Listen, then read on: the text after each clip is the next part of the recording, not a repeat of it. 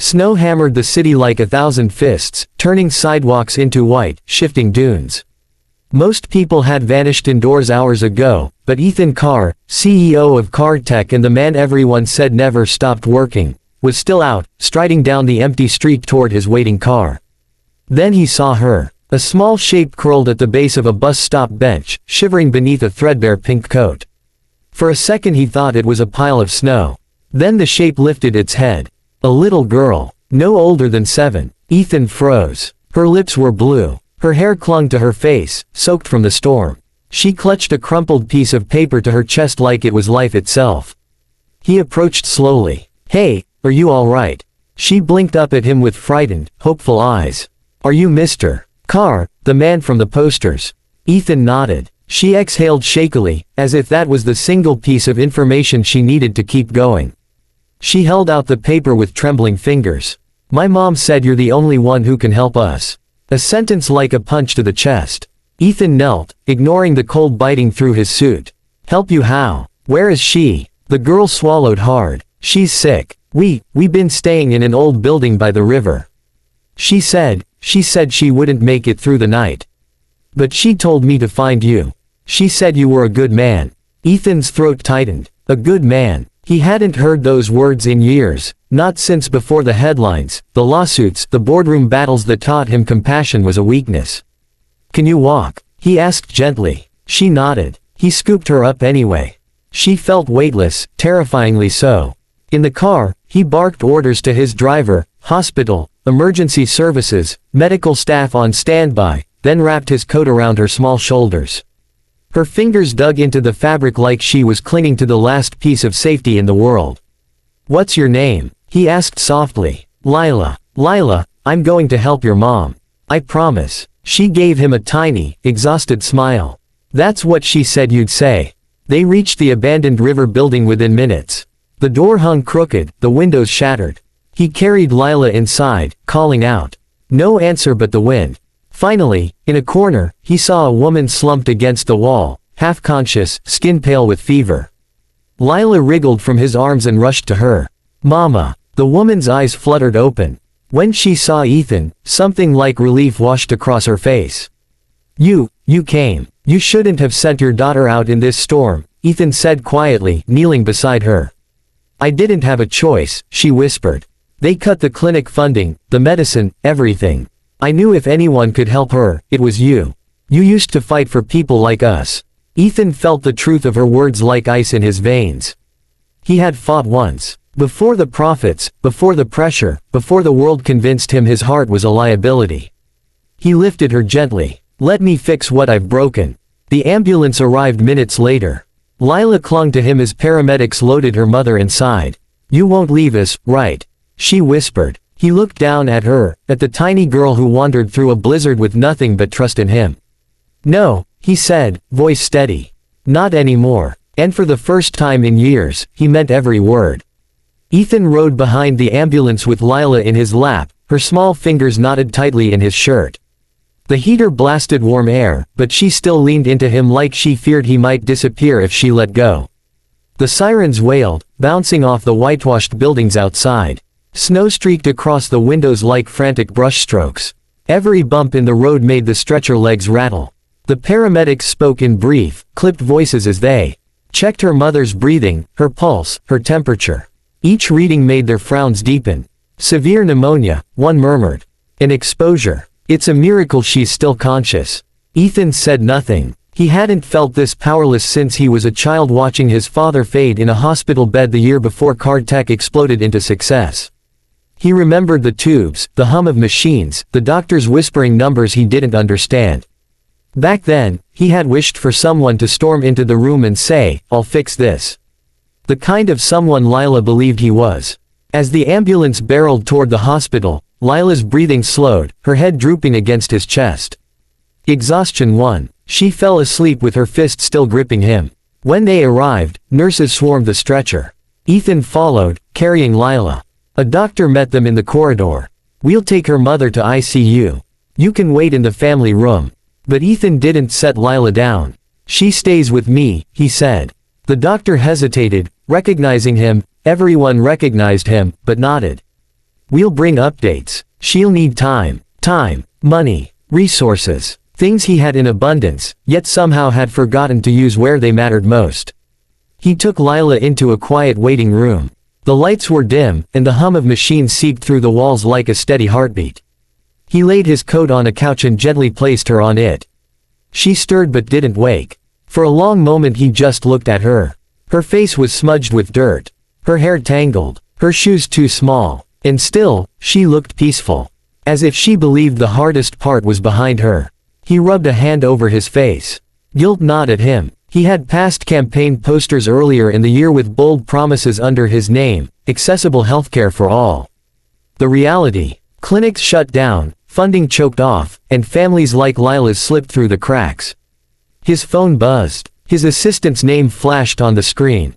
He ignored it. He didn't want to hear about the shareholder meeting he'd skipped, or the press waiting for statements, or the board demanding projections. Not now. A nurse arrived with a blanket for Lila. "She looks like she's been through a lot," she whispered, draping it over the child. "Her mother's condition is serious, but she's stable for now." Stable wasn't good enough. Ethan stared at the closed ICU doors as if he could will them open. That building they were in, it's condemned. No heat, no electricity. She must have been sick for days. The nurse nodded grimly. "Many people have been displaced this winter. Funding cuts to social services haven't helped." He flinched. She spoke without accusation, but the truth stung. After she left, he sat beside Lila and watched the storm rage through the window. The blizzard swallowed the city whole, erasing streets and landmarks beneath its fury. It reminded him of the world he'd built: cold, efficient, profit-driven. A world where a little girl had to wander through a deadly storm because adults like him had forgotten what compassion looked like. Around 2 a.m., Lila stirred, blinking slowly. Her gaze darted to the door.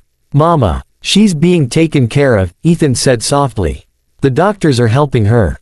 Is she gonna die?" The question hit him like ice water. "No," he said firmly. "I won't let that happen." She studied his face, assessing the truth in it. Then she nodded, accepting his promise without hesitation. It scared him, how easily she trusted him, but it also anchored him. "Are you hungry?" he asked. She hesitated. A little. He realized she probably hadn't eaten in days. He brought her downstairs to the cafeteria, empty except for a sleepy cashier. They sat at a booth near the window. He bought soup, bread, juice. Lila ate slowly at first, like she didn't want to seem greedy, then faster as hunger won. Ethan waited until her bowl was empty. "Lila," he said gently, "can you tell me what happened? How long have you and your mother been living in that building?" She wiped her mouth with her sleeve. "A few weeks. Mom got sick after she lost her job. We had to leave the apartment 'cause we couldn't pay anymore. The building by the river was the only place we could find where no one yelled at us to leave. And before that, we stayed at a shelter, but it was too full. They said we had to wait. Mom said we'd figure it out." He swallowed the lump in his throat. This wasn't an isolated story. This was what he'd been too busy to look at. She continued, "Mom used to work at the clinic, you know. The one that closed. She gave medicine and made kids laugh. She loved it." Her voice broke slightly. "When they stopped giving money to the clinic, she cried a lot. She said she didn't know what to do." Ethan looked away. He knew that clinic. He had personally approved budget realignments that affected it. A small decision in a long list of numbers that translated into human lives he'd never bothered to see. "What's your mom's name?" he asked quietly. "Maria Ortiz." A name he had seen on a report. Laid off, compensation denied due to non-critical position. He'd signed that approval. He felt sick. After Lila finished eating, she climbed back into his arms without being asked.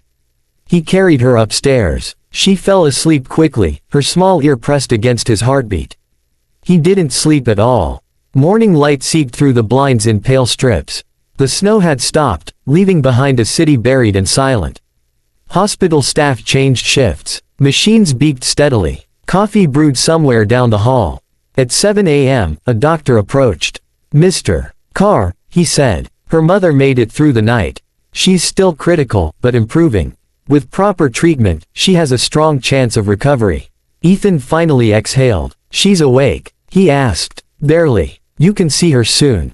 He looked at the sleeping girl beside him. "She stays with me. I'll bring her when her mother is stronger." The doctor nodded and left. For the next several hours, Ethan made calls, not to his board, but to city officials, nonprofit leaders, and healthcare administrators. He redirected emergency funding, reopened the clinic he had once allowed to shut down, ordered heating shelters across the city to remain open indefinitely, allocated grants to families displaced by the winter. Every conversation was urgent, short, decisive. His assistant, shocked by the flurry of decisions, asked, "Sir, what should I tell the board?" "Tell them," he said, looking at Lila as she slept, "that we're making things right." By afternoon, a nurse informed him that Maria was awake enough for a short visit. He carried Lila to the ICU. She woke up groggily but recognized where she was and clung to him tighter. Inside the room, machines lined the walls. Tubes helped Maria breathe. Her eyes fluttered open when she heard them enter. "Mama!" Lila cried, wriggling to get down. Ethan set her on her feet, and she rushed to the bedside. Maria lifted a trembling hand to her daughter's cheek. "You found him," she whispered. Lila nodded proudly. "He said he'd help." Maria turned her eyes to Ethan. Gratitude shone there, but also something else. A quiet, unspoken accusation. He stepped forward. "I'm sorry," he said simply. "I didn't know how far the consequences reached. But I'm fixing it, and I'm not stopping with you." Maria gave a small nod. Speaking seemed to exhaust her, so she closed her eyes, but her hand remained in Lila's. A nurse gestured gently for them to step back. Maria needed rest. Ethan lifted Lila again. As he carried her out of the ICU, she whispered, "Can we stay here until Mama gets better?" "You're not leaving her," he promised. "Not ever." She rested her head on his shoulder. Over the next few days, the hospital became their world. Nurses treated Lila like she belonged there. Ethan brought her clean clothes, books, toys, and food, things she accepted with shy delight. He stayed by her side, working from a corner of the waiting room, constantly checking on Maria's progress. When Maria grew strong enough to speak more than a few words, she called Ethan into her room. "You didn't have to do all this," she said weakly but firmly. "But, thank you for saving my daughter." Ethan sat beside her. "You saved her. You sent her to me. You believed I could help." "I hoped," she corrected. "But I wasn't sure." He gave a faint smile. "Neither was I." She studied him. "Why did you come? Why stop for a child on a night like that?" He hesitated. "Because she reminded me of who I used to be. And who I want to be again." Maria's eyes softened. "Then maybe it wasn't an accident she found you." Over the following week, Maria improved steadily. The pneumonia receded. Her strength returned in small increments. Lila visited her every morning and evening, always running into the room as if bursting with sunlight. One afternoon, as Lila played with a coloring book in the waiting area, Ethan sat beside her. "When your mom is healthy again," he said carefully, "I want to make sure you both have a safe place to stay. A real home." She looked up, eyes wide. "A home, like, with rooms and warm stuff." "Yes," he said gently. "And food, and warmth, and anything you need." Her eyes filled with hope too big for her small body. "Mama would like that." He smiled softly. "I hope so." But deep inside, another thought had begun forming, a quiet, impossible thought. He didn't just want to help them temporarily. He wanted them in his life. All of them. Maria was released after 2 weeks. When she stepped outside the hospital for the first time, bundled in a coat Ethan had bought, she stared at the city with awe and exhaustion. Lila held one of her hands. Ethan held the other. A car waited for them. "Where are we going?" Lila asked excitedly. Ethan hesitated a moment, uncertain how they would react, then said, "Home." Maria looked at him sharply. "Ethan." He shook his head. "Just look first. Then decide." He guided them into the car. The driver pulled away from the hospital and navigated toward the north side of the city. After 15 minutes, they reached a quiet residential street lined with tall trees still frosted with snow. The car stopped before a modest 2-story house with warm lights glowing through the windows, smoke rising gently from the chimney. Lila gasped. "Is this our new house?" Ethan exhaled slowly. "If you want it. If it feels right. There's no pressure." Maria stared at the house in stunned silence. "Ethan, this is too much." "No," he said quietly. "Too much is asking a little girl to wander through a blizzard because I didn't care enough." He gestured at the house, this is the least I can do. Maria's eyes glistened. He turned to Lila. Do you want to see inside? She nodded eagerly, bouncing on her toes. Inside, the house was warm and inviting. Soft carpets, a stocked kitchen, beds with clean linens, a small room painted light blue that had clearly been prepared for a child, with stuffed animals, books, and stars glowing on the ceiling. Lila ran from room to room, laughing for the first time since he'd met her. Maria walked more slowly, absorbing every detail. When she reached the living room, she stopped, hands trembling at her sides. Why us, Ethan? Why go this far for us?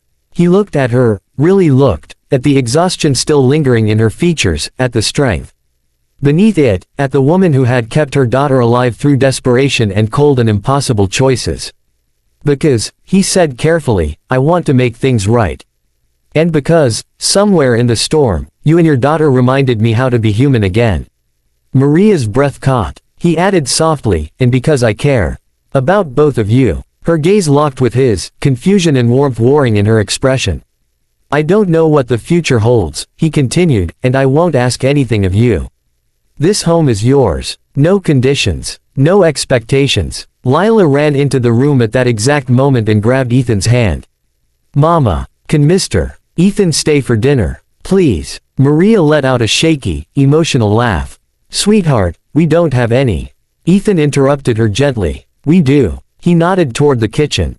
I stocked it yesterday. Lila cheered and tugged them both toward the kitchen. Maria looked at Ethan over her daughter's head. Her expression softened into something delicate. Something hopeful. That night, as snow drifted quietly outside and laughter filled the warm kitchen, Ethan realized something he hadn't felt in years. He wasn't fixing a problem. He was finding a family.